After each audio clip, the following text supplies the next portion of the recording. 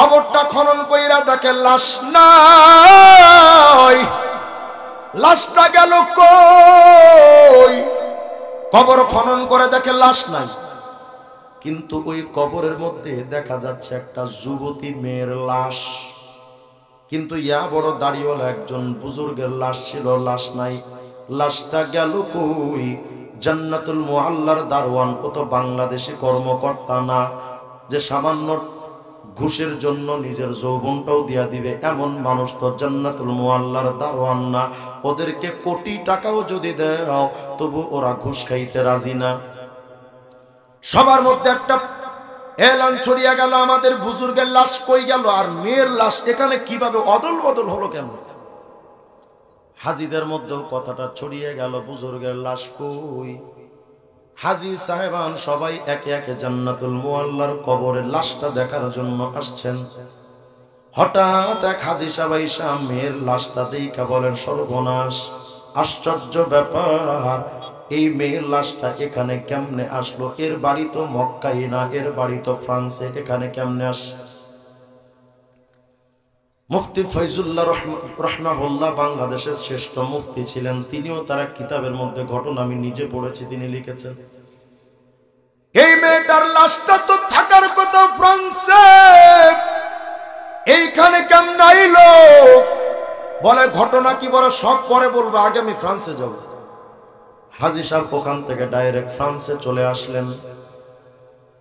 আয়েশা ওই হাজী ফ্রান্সে এক লোকের বাড়িতে প্রবাসী হয়ে কাজ করতেন।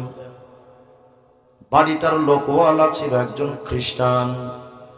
আয়েশা বাড়িওয়ালারে বলে, ভাই আশ্চর্যজনক একটা ঘটনা দেখে আসলাম, জান্নাতুল বাকিতে আপনার মেয়ের লাশটা ওখানে। ওই কি বলো তুমি? আমার মেয়েকে তো আমি এখানে দাফন করেছিলাম, জান্নাতুল বাকিতে যাবে কেমনে? ওই চলেন না একটু ঘুরে দেখি। বলে আগে ঘটনা শোনেন। কি ঘটনা? আল্লাহর বান্দা, আপনার বাড়িতে যখন আমি কাম করতাম, একদিন আপনার মেয়ে আমাকে ডাইকা বলে, এরে ভাই, কে আপনি? আপনার বাড়িটা কই? আমি জানতে চাই তুমি কোন ধর্মের অনুসারী, তোমার প্রফেটকে, নবীকে বলো। বলে আমার নবীর নাম হযরত মুহাম্মদুর রাসূলুল্লাহ সাল্লাল্লাহু আলাইহি ওয়াসাল্লাম।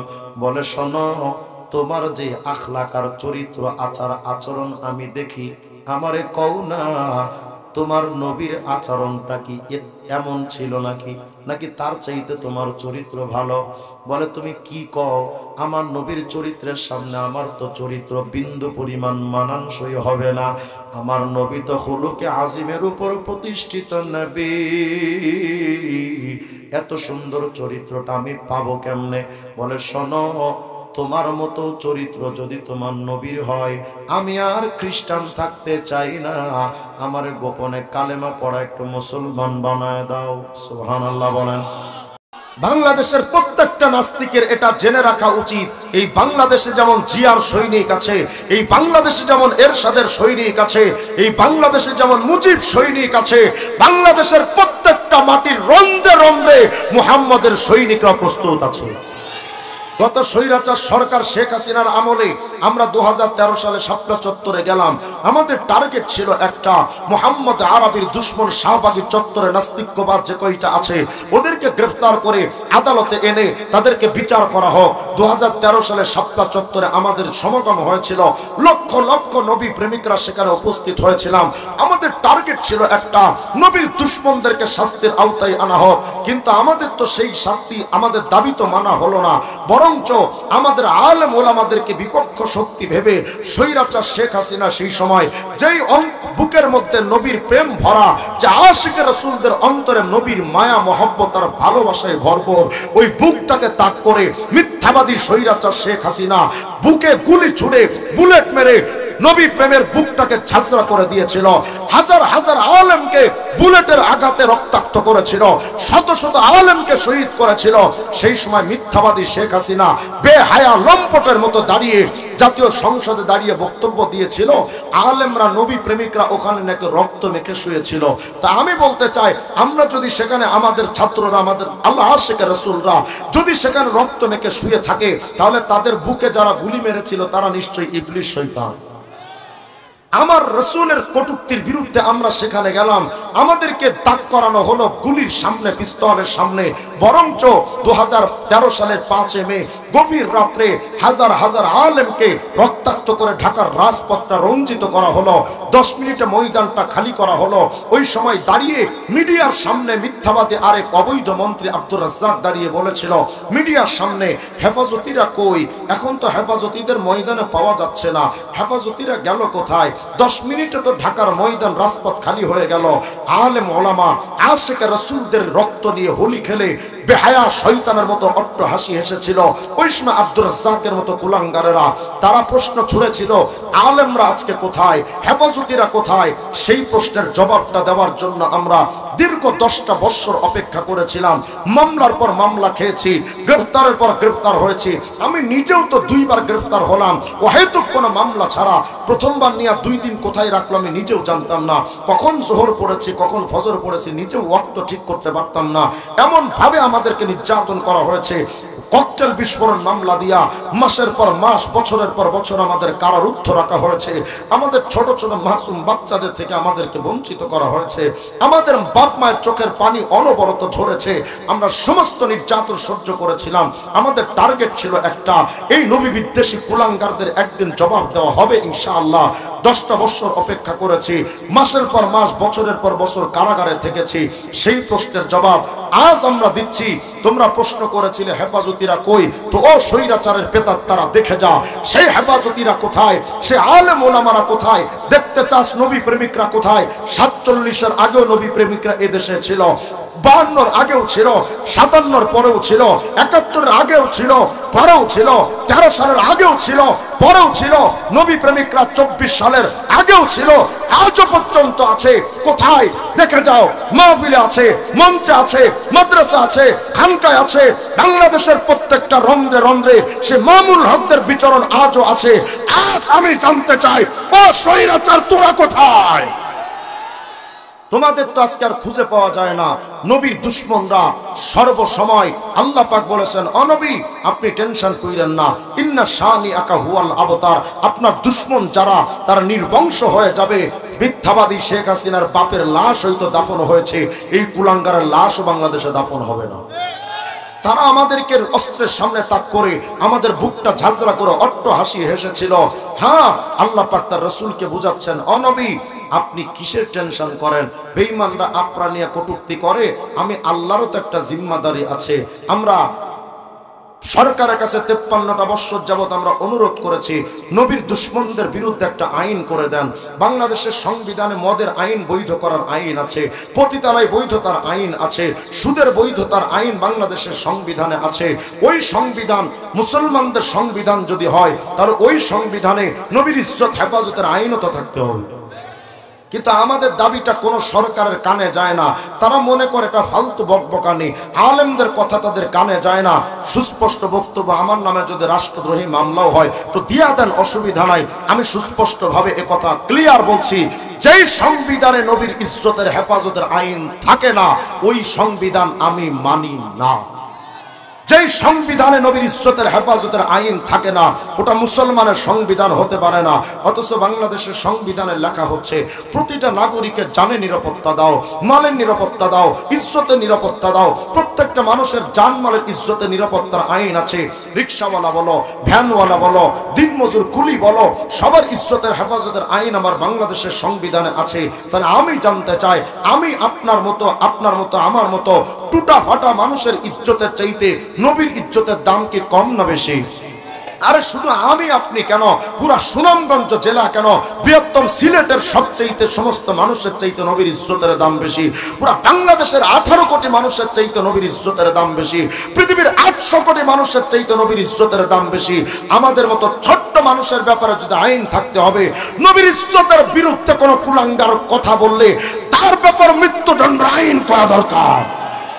যদি আপনারা আইন না করেন, লাগবে না আপনাদের আইন। আপনাদের সংবিধান ধুয়ে দিন 13 বার আপনারা পানি খান, নবীর ইজ্জতের পক্ষে তো আপনারা আইন করবেন না, লাগবে না আপনাদের আইন।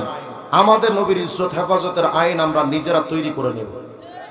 পৃথিবীর কোন কুলাঙ্গার যদি নবীর বিরুদ্ধে কথা বলে, একটাই তার প্রাপ্তি, একটাই তার সমাধান, তার মৃত্যুদণ্ড। ওরা জীবন্ত পুঁতে ফেলার আগ পর্যন্ত মুসলমান চুপচাপ বসে থাকা যাবে না। প্রস্তুত থাকবেন তো ইনশাআল্লাহ? তবে আল্লাহ তার হাবিবকে এতটা ভালোবাসেন, আল্লাহ বুঝাচ্ছেন, নবী গো আপনি কিসের টেনশন করেন? আজকের সময় নাস্তিক আসাদুর আর মুফাসসিল ইসলাম, কুলাঙ্গার বেশ্যা তসলিমা নাসরিন আর ম্যাক্রোর ফ্রান্সের ম্যাক্রোরা নবীর বিরুদ্ধে কটূক্তি করে।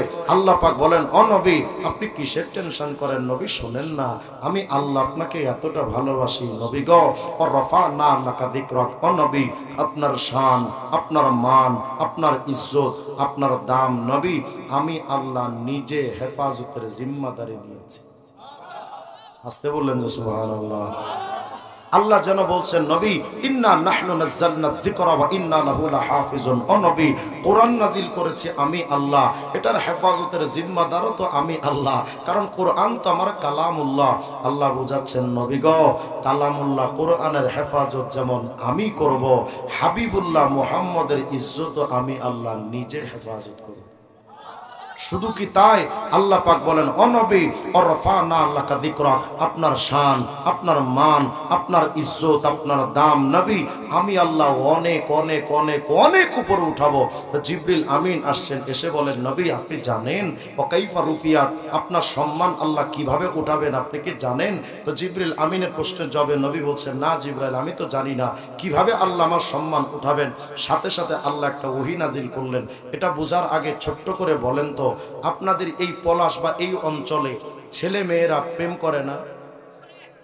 এমন আসতে কইলেন যেন সব আপনার আব্দুল কাদের জিলানী জান্নাত থেকে পালায় আসে। না করে না। যেই ছেলে যেই মেয়ের সাথে প্রেম করে, দেখবেন ওই ছেলেটা ওই মেয়ে বা প্রেমিকার নাম হাতের মধ্যে নিজের নাম পাশাপাশি প্রেমিকার নাম ট্যাটু করে, বেলেট দিয়ে কেটে নাম লেখে। লেখে না লেখে না, বুকের মধ্যেও নাম লেখে।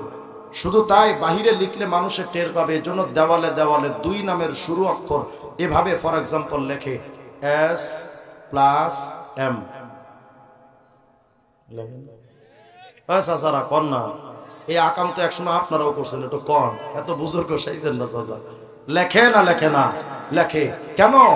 ওই লোকটা ছেলেটা বোঝাতে চায় আমার নামের পাশে 4 নাম, ও আমার প্রেমাস্পদ, আমার প্রেমিকা, আমার ভালোবাসার মানুষ। আল্লাহ বুঝাতে চান, নবী গো নামের পাশে নাম রাখা যদি ভালোবাসার প্রমাণ হয়, তা আমি আল্লাহ এটাও বাদ দেব কেন? নবী আমি আল্লাহ আপনাকে এতটা ভালোবাসি নবী, আমি আল্লাহ ঘোষণা দিলাম, ইদা দুকিরতু দুকিরতা মাই, ও নবী সাতবক জমিন আসমানের কুল কায়নাতের যেখানে যেখানে আমি আল্লাহর নাম থাকবে, সেখানে সেখানে আপনি মুহাম্মদের নামও উচ্চারিত হবে। কোথায় আছে দেখেন তো, এই ফ্যানটা একটু বন্ধ করেন কিছু সময়ের জন্য। দেখেন তো কোথায় কোথায় আছে। আল মাওয়াহিবুল লাদুনিয়া কিতাব খুলে আল্লামা কাসতালানী একটা হাদিস নকল করেছেন। হাদিসের সনদ নিয়ে যদিও মুহাদ্দিসিনে কেরাম প্রশ্ন তুলেছেন, কিন্তু আল্লামা কাসতালানী বলেছেন হাদা হাদিসুন সহিহ, এটা সহিহ সনদের হাদিস। কি হাদিস? হযরত আদম আলাইহিস সালাম একদিন আল্লাহকে বলছেন, আল্লাহ 200 বছর ধইরা তো কাঁদলাম, মাফ করেন মাফ করেন মাফ করেন, করলেন তো না। তো আল্লাহ আমি আদম আজকে নতুন এক স্টাইলে আপনার কাছে ক্ষমা চাচ্ছি, কি কইতে চাও আদম কও না। হযরত আদম বলেন, আল্লাহ আসআলুকা বিহাক্কি মুহাম্মদ, আল্লাহ আমি আদমকে মুহাম্মদের ওসিলায় মাফ করে দেন। আল্লাহ রাব্বুল আলামিন জিজ্ঞেস করলেন, ইয়া আদম ওয়া কাইফা আরাফতা মুহাম্মাদা? আল্লাহ পাক জিজ্ঞেস করলেন, আদম তুমি মুহাম্মদকে চিনো কেমনে? ওয়ালাম আখলুকু, আজও পর্যন্ত আমি আল্লাহ তো মুহাম্মদকে সৃষ্টি করি নাই। আদম রে, মুহাম্মদকে তুমি চিনো কেমনে? হযরত আদম বলেন, ও রব, আমি কেমনে জানি? মনের খবর টোটালটা তো আপনিও জানেন। কিন্তু জিজ্ঞাসা করলেন, এজন্য আমি আদমকে বলতে হয়, লাম্মা খলাকতানি বিয়াদিকা ওয়া মায়ার রব, আপনি যখন আমাকে রূহের জগতে সৃষ্টি করলেন, ওয়া নাফাখতা ফিয়া মির রূহিকা, সম্মানের রূহটা যখন আমার মধ্যে আপনি ফুঁকে দিলেন, বডি স্ট্রাকচারের ভেতরে যখন আমি রূহটা খুঁজে পেলাম, আল্লাহ, ওই সময় আমি আদম তো চলতে শিখলাম, বলতে শিখলাম, দেখতে শিখলাম। ওগো রব, আমি আদম যখন তাকাইতে শিখছিলাম, তো রাফাতু রাসি, আমার মাথাটাকে একটু আমি উপরের দিকে উঠাইলাম। আমি দেখতে চাচ্ছিলাম, দেখি নাই রূহের জগতে উপরে কি কি আছে। মাথাটাকে যখন উপরের দিকে উঠাইলাম, তাকায় দেখি বিরাট বড় এক আরশে আজিম। আপনার এই আরশে আজিমে কোটি কোটি খুঁটি। ও আমার রব, আমি যখন আরশের খুঁটির দিকে তাকাইলাম, ফারাআইতু কওয়ামিয়াল আরশ মাকতুবুন আলাইহা লা ইলাহা ইল্লাল্লাহ মুহাম্মাদুর রাসূলুল্লাহ। আল্লাহ আরশের খুঁটির দিকে আমি তাকায় দেখি, প্রতিটা খুঁটির মধ্যে এক পাশে আপনার নাম, আর এক পাশে নবী মুহাম্মদুর রাসূলুল্লাহর নাম। আল্লাহ পাক বলেন, নবী ইদা যুকিরতু যুকিরতা মাই, ও পয়গম্বর, আমি আল্লাহ পাকের সিদ্ধান্ত, আমি আল্লাহর নাম যেখানে, আপনি মুহাম্মদের নামটাও রবে সেখানে। দেখেন তো কোথায় কোথায় আছে। যখন আপনার আমার জন্ম হয়, এক কানে আজান আর এক কানে ইকামত, দেয় না দেয় না? আজান একামতের মধ্যে দুইটা নাম, একটা নাম আল্লাহর, আরেকটা নাম কার? কথা বলেন। একটা নাম আল্লাহর, আরেকটা নাম মুহাম্মদুর রাসূলুল্লাহ। তাহলে জন্মের শুরুতে আজান ইকামত, দুইটা নাম আল্লাহ এবং রাসূলের নাম।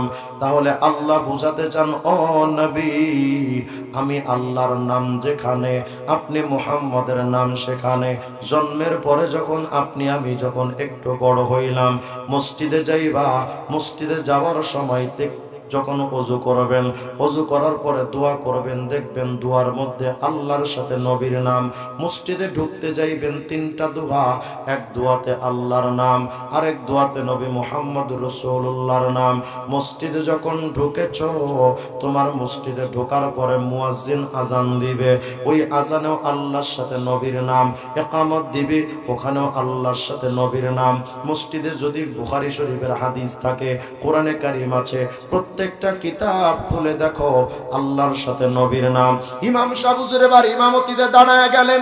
ইমাম, তার পেছনে কত কোটি কোটি আম জনতা মানুষ, কত মানুষ মুসল্লি পরে বিশ্বের মধ্যে নামাজ আদায় করে। প্রথম বৈঠক বলো, দ্বিতীয় বৈঠকের মধ্যে যে তাশাহুদ আত-তাহিয়াতুটা পড়া হয়, খবর নিয়ে দেখো, তোমার আমার নামাজের তাশাহুদের মধ্যে আল্লাহর সাথে নবীর নাম আছে। নামাজটা শেষ হইল, যখন তুমি দোয়া করবা, তোমার দোয়াটা কবুল হবে না যতক্ষণ পর্যন্ত দোয়ার মধ্যে তুমি নবীর নামে দরুদ শরীফ পড়বা না। তার মানে তোমার দরুদের মধ্যেও, দোয়ার মধ্যেও আল্লাহর সাথে নবীর নাম দরকার।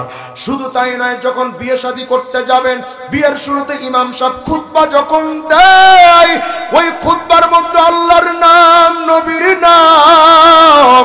দুনিয়ার নেতারা যখন ভোট চাইতে আসবে বাংলাদেশে, দেখবেন আয়েশা বলবে, আল্লাহ এবং রসুলের নামে একটা ভোট দিয়েন।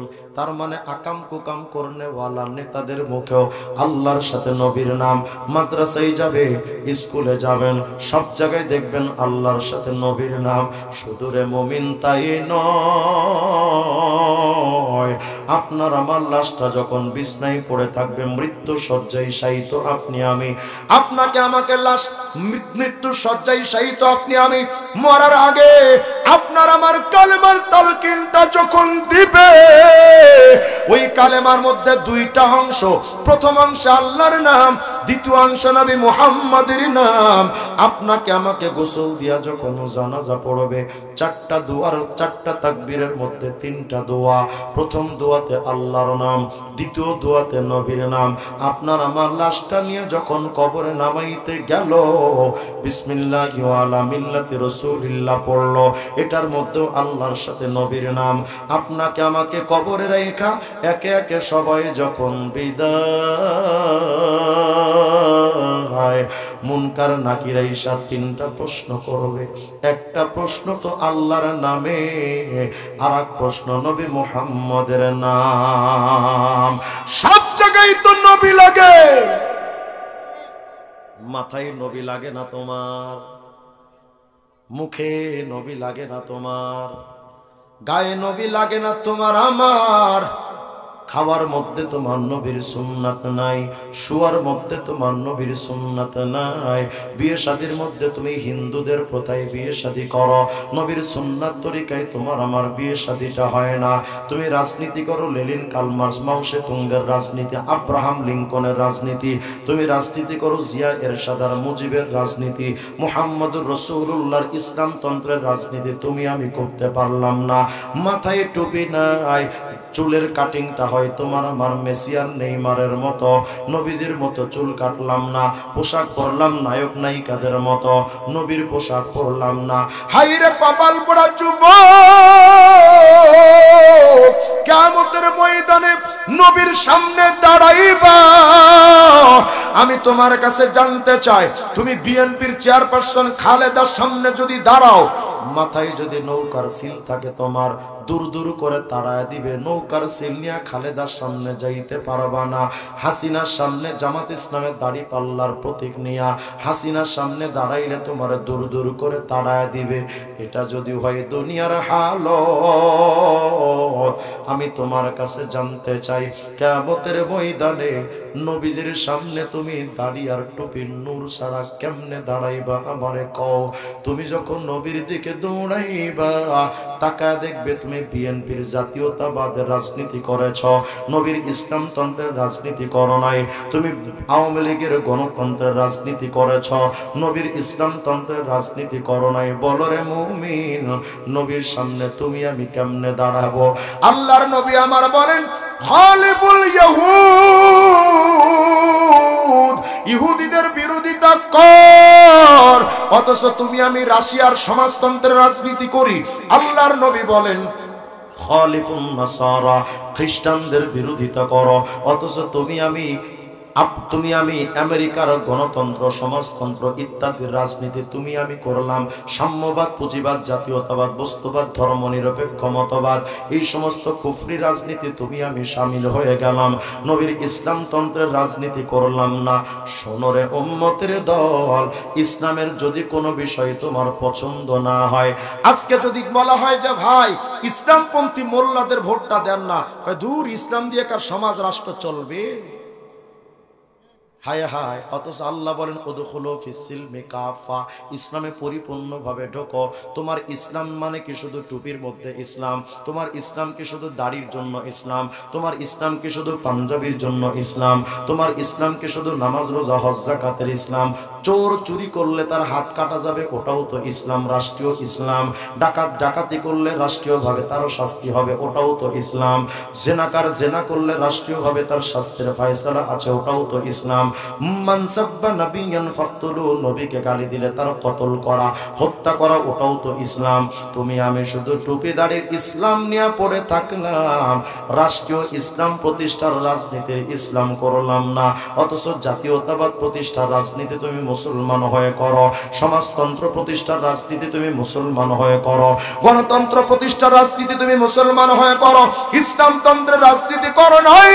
ইসলাম তোমার কাছে পছন্দ নয়। হাকিমুল উম্মাত মুজাদ্দিদ মিল্লাত শাহ আশরাফ আলী থানভী রাহিমাহুল্লাহ ছোট্ট একটা ঘটনা তার কিতাবের মধ্যে লিখেছেন। ফ্রান্সের একজন বিশিষ্ট বুজুর্গ রওনা হয়েছেন তিনি হজের মৌসুমে হজব্রত পালন করার জন্য। মক্কা শরীফে এসেছেন হজ ব্রত পালনের জন্য। মক্কার হজের মৌসুম চলে, একে একে সবাই হঠাৎ করে হাজিদের মধ্যে একটা স্লোগান, একটা আওয়াজ পড়ে গেল, জান্নাতুল বাকির মধ্যে একটা লাশ পাওয়া গেছে। এক লোক মারা গেছে, লাশ জান্নাতুল বাকিতে দাফন করবে, কিন্তু কবর খুঁড়ে দেখে মক্কার জান্নাতুল বাকির বা মক্কার মাটির একটা বৈশিষ্ট্য হলো লাশ এত সহজে পচে না। মাটি যে গরম, সবকিছু গরম, এত সহজে পচে না। জান্নাতুল মুআল্লার কবরের ভেতরে আরেকটা লাশ ওখানেই দাফন করবে। জায়গা যেহেতু কম, মানুষের সংখ্যা বেশি, একই কবরে কিছুদিন পর দাফন হয়। কবর একটা খনন করা হয়েছে, যেখানে কিছুদিন আগে মক্কার একজন বুজুর্গের লাশ দাফন করছে। কবরটা খনন কইরা দেখে লাশ নাই। লাশটা গেল কই? কবর খনন করে দেখে লাশ নাই, কিন্তু ওই কবরের মধ্যে দেখা যাচ্ছে একটা যুবতী মেয়ের লাশ। কিন্তু ইয়া বড় দাড়িওয়ালা একজন বুজুর্গের লাশ ছিল, লাশ নাই। লাশটা গেল কই? জান্নাতুল মুআল্লার দারওয়ান। ও তো বাংলাদেশি কর্মকর্তা না যে সামান্য ঘুষের জন্য নিজের যৌবনটাও দিয়া দিবে, এমন মানুষ তো জান্নাতুল মুআল্লার দারওয়ান না। ওদেরকে কোটি টাকাও যদি দাও তবু ওরা ঘুষ খাইতে রাজি না। সবার মধ্যে একটা এলান ছড়িয়ে গেল, আমাদের বুজুর্গের লাশ কই গেল, আর মেয়ের লাশ এখানে কিভাবে অদল বদল হলো কেন? হাজিদের মধ্যেও কথাটা ছড়িয়ে গেল, বুজুর্গের লাশ কই? হাজি সাহেবান সবাই একে একে জান্নাতুল মুআল্লার কবরের লাশটা দেখার জন্য আসছেন।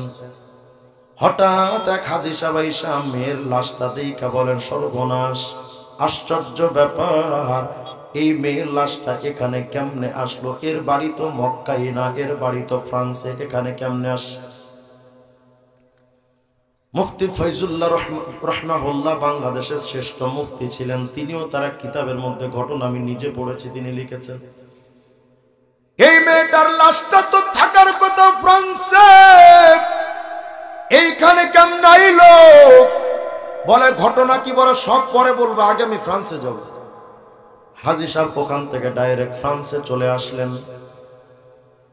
আয়েশা ওই হাজী ফ্রান্সে এক লোকের বাড়িতে প্রবাসী হয়ে কাজ করতেন। বাড়িটার লোকওয়ালা ছিল একজন খ্রিস্টান। আয়েশা বাড়িওয়ালারে বলে, ভাই আশ্চর্যজনক একটা ঘটনা দেখে আসলাম, জান্নাতুল বাকিতে আপনার মেয়ের লাশটা ওখানে। ওই কি বলো তুমি? আমার মেয়েকে তো আমি এখানে দাফন করেছিলাম, জান্নাতুল বাকিতে যাবে কেমনে? ওই চলেন না একটু ঘুরে দেখি। বলে আগে ঘটনা শোনেন। কি ঘটনা? আল্লাহর বান্দা, আপনার বাড়িতে যখন আমি কাম করতাম, একদিন আপনার মেয়ে আমাকে ডাইকা বলে, এরে ভাই, কে আপনি? আপনার বাড়িটা কই? আমি জানতে চাই তুমি কোন ধর্মের অনুসারী, তোমার প্রফেটকে, নবীকে বলো।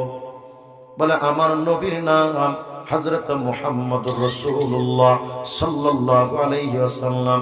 বলে শোনো, তোমার যে আখলাক আর চরিত্র, আচার আচরণ আমি দেখি, আমারে কও না তোমার নবীর আচরণটা কি এমন ছিল নাকি তার চাইতে তোমার চরিত্র ভালো?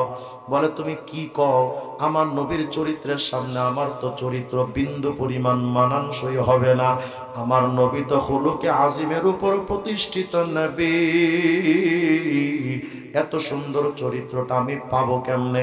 বলে শোনো, তোমার মতো চরিত্র যদি তোমার নবীর হয়, আমি আর খ্রিস্টান থাকতে চাই না, আমার গোপনে কালেমা পড়া একটু মুসলমান বানায় দাও। সুবহানাল্লাহ বলেন। যুবতী একটা মেয়ে গোপনে এই ছেলেটার কাছে, লোকটার কাছে মুসলমান হয়ে গেল। বলে আপনার মেয়েটা আমার কাছে মুসলমান হওয়ার পর গোপনে গোপনে ইসলামের বিধিবিধান মানত, গোপনে গোপনে নামাজ আদায় করত, আর মাঝে মধ্যে আমাকে বলতো, মুসলমান ভাই রে, আমার তো আর এই ফ্রান্সে থাকতে মনে চাই না, আমার তো একটু মনে চায় আমি যদি একটু মক্কার অলিতে গলিতে ঘুরতে পারতাম, যে গলিতে মদিনাওয়ালা মুহাম্মদুর রাসূলুল্লাহ যে গলিতে পা দিয়ে হাঁটতেন, ওই এলাকার ধুলি কণা যদি আমার গায়ে আমি একটু মাখাতে পারতাম, আমার তোর মনে চাই না কোন মানুষটার মায়া যে আমার অন্তরে ঢুকাইলা। আমার তো আর থাকতে মনে চাই না ফ্রান্সে, আমার তো একটু মক্কা মদিনায় যাইতে মনে চায়, কিন্তু কপাল খারাপ, মুহাম্মদের উম্মত হইলাম, আজও পর্যন্ত কাউকে আমি জানাইতেও পারলাম না। আপনার মেয়েটা মাঝে মধ্যে আমাকে ইশকে নবীর কথা বলতেন, হঠাৎ করে আপনার মেয়েটা যখন অসুস্থ হয়ে গেল, আপনারা নিয়ে গেলেন মেডিকেলে, ডাক্তাররা বলে দিল আপনার মেয়েটা দুনিয়া থেকে বিদায় হয়ে গেছে। আমি যখন দেখলাম এত বড় একজন আশিকা, আল্লাহর নবীর এত বড় একজন প্রেমিকা, এত বেশি মহব্বত করেছেন, নবীকে ভালোবাসা উজাড় করে দিয়া নবীকে মন থেকে দিল থেকে ভালোবাসতেন, এত বড় একজন আশিকায়ে রাসূল মৃত্যুর পর আমি নিজের চোখে দেখলাম তারে আপনারা দাফন করলেন খ্রিস্টানদের নিয়মে। আমি এটার মানতে পারি নাই, আর কথাটা তো বলতেও পারি নাই, আমারও তো ভয় লেগেছে, যদি বলি আপনারা আমার উপরে চড়াও হবেন। কিন্তু এই দৃশ্যটা দেখে আমি সহ্য করতে না পেরে চাকরি ছেড়ে চলে গেছিলাম। তবে আমার মন বলতো মেয়েটা খ্রিস্টানদের হালতে দাফন হলেও তার কপালটা ভালো হবে, এটা আমার মনে একটা বিশ্বাস ছিল। আজকে আমি জান্নাতুল মুআল্লায় মক্কার কবরস্থানে যায়া দেখি আপনার মেয়ের লাশটা জান্নাতুল বাকির কবরের মধ্যে আল্লাহ পাক পৌঁছে দিয়েছেন। সুবহানাল্লাহ বলেন। না না, তোমার এই কথা তো বিশ্বাসযোগ্য না। কই তাইলে চলেন না কবরটা একটু খনন করে দেখা যাক। আয়েশা কবর যখন একটার পর একটা করে যখন কবর খনন করেছে, কবরের পাটগুলো যখন সরাইলো, ছায়া দেখে কবরের মধ্যে যুবতীর লাশ নাই, ওই দাড়িওয়ালা মক্কার বুজুর্গের লাশটা তার কবরে হাজির। কেমনে কি হলো? হাজী সাহেব আবার ফ্রান্স থেকে চলে গেলেন মক্কায়। এই বুজুর্গের বিবির কাছে যা বলে, ইয়া আল্লাহর বান্দিরে, তোমার স্বামী আমল হিসেবে তোমার স্বামীর আমল কেমন ছিল বলো তো? বলে, বিশ্বাস করেন আমার স্বামীর মতো এত বড় আমলওয়ালা আমার নজরে আমি দেখি নাই। 5 ওয়াক্ত নামাজ জামাতের সাথে আমার স্বামী মসজিদে হারামেই পড়তো।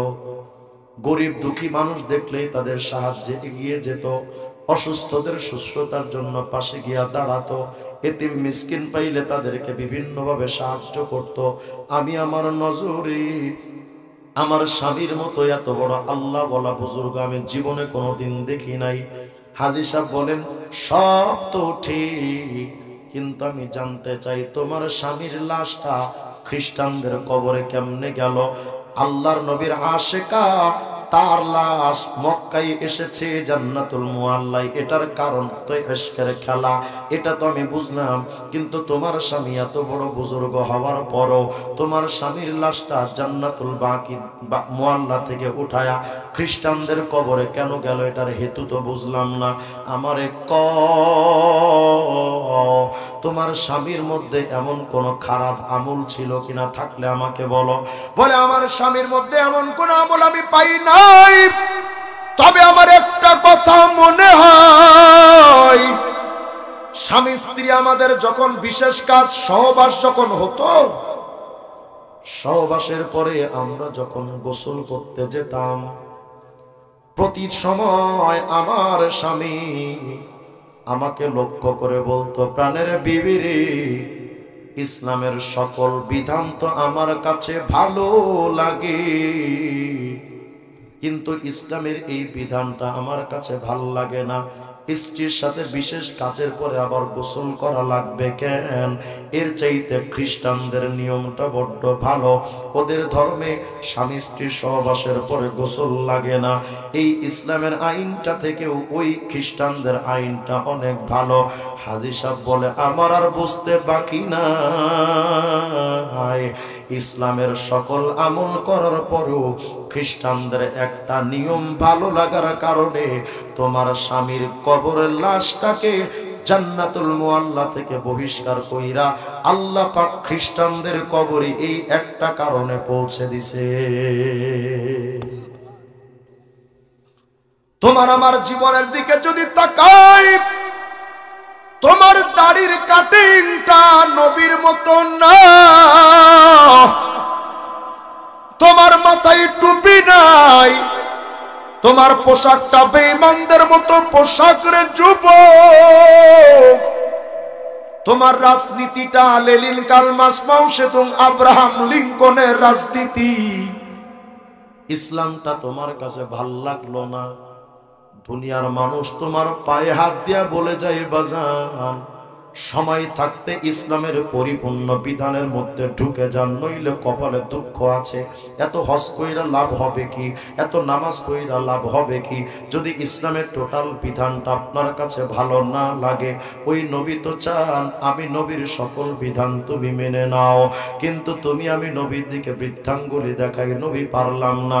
যুব সমাজকে যদি বলা হয় ভাই চলেন না দাড়িটা রাখেন, নামাজটা পড়েন, কয় হুজুর বিয়ে শাদিটা তো করি, তারপরে না হয় হুজুর ঠিক হয়ে যাব না, দাড়িটা তারপরে রাখবো না, এখন আর রাখবো না হুজুর, আমাকে একটু কিছুদিন সময় দেন।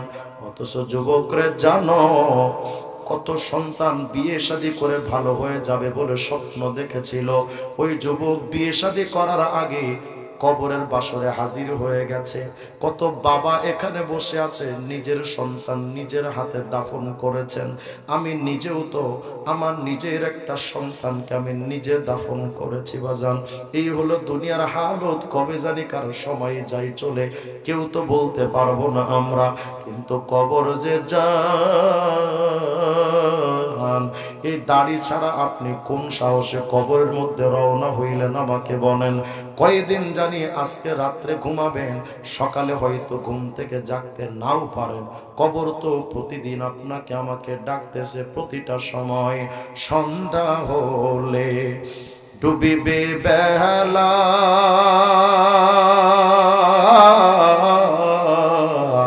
এক নিমিষে ভেঙ্গে যাবে তোমার রঙের এই মেলা।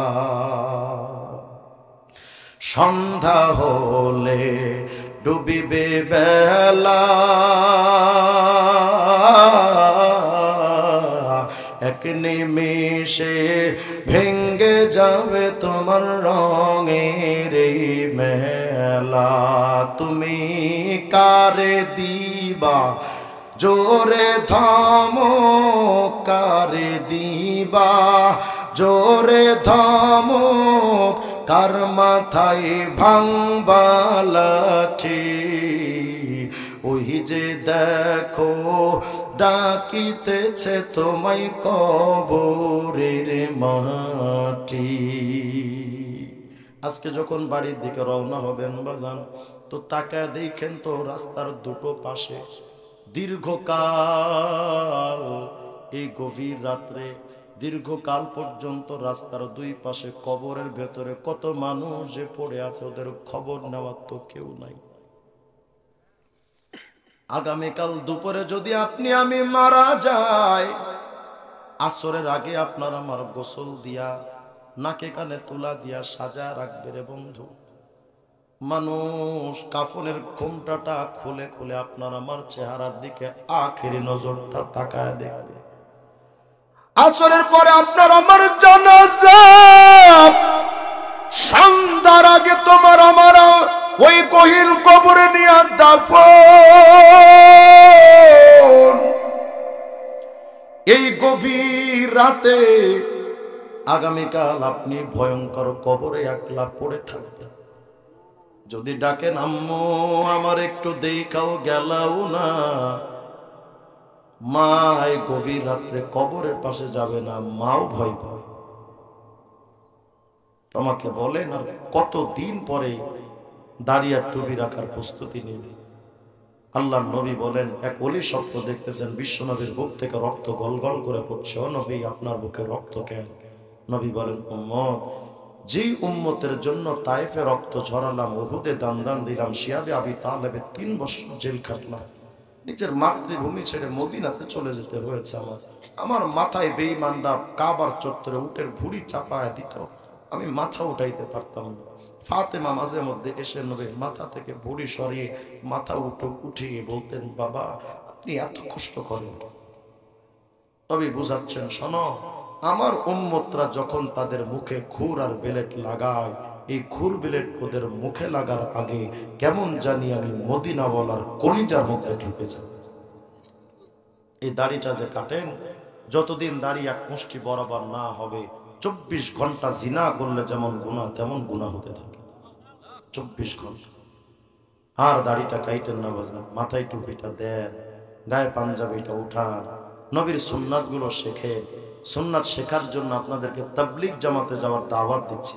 তাবলিগ জামাতে গেলে দেখবেন গোল কইরা বসায়া খাওয়ার সুন্নাত, শোয়ার সুন্নাত, ওযুর সুন্নাত, গোসলের সুন্নাত, সব সুন্নাত গুলো শিখায়। যাবেন তো ইনশাআল্লাহ তাবলিগে? তবে নিশ্চয়ই আলেমদের সাথে, কোনো খুনিদের সাথে নয়। মনে থাকবে ইনশাআল্লাহ। যারা খুন করে তারা তাবলিগী হতে পারে না। যারা তাবলিগ করে তারা কোনোদিন হাতে অস্ত্র নিতে পারে না। তারা হাতে তসবির দানা নেবে আর মায়ার হাত দিয়ে মানুষের গায়ে হাত বুলিয়ে দাওয়াত দিবে। অস্ত্র যারা নেয় তারা তাবলিগের নামে সন্ত্রাস। এদের সাথে না, আলেমদের সাথে। যাবেন তো ইনশাআল্লাহ? আল্লাহ যেন আমাদের সত্যিকার আশিক রাসূল বানিয়ে কবরে যাওয়ার আল্লাহ পাক যেন আমাদেরকে তৌফিক দান করেন, বলেন আমিন। এই মাহফিলটা যে যুবকরা আয়োজন করেছেন ওদের পাশে আপনারা